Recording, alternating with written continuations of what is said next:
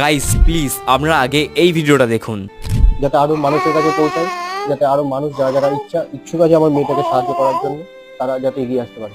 আমি এইটুকুই আমার অনুরোধ করবো আপনাদের কাছে, আপনাদের ছোট্ট দানই পারে একমাত্র আমার মেয়েটাকে।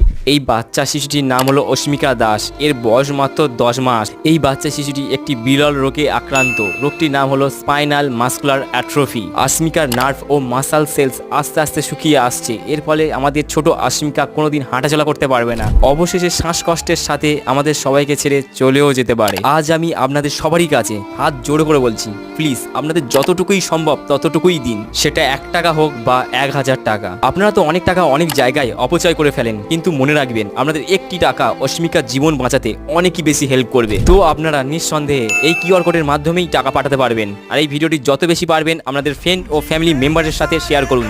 নমস্কার।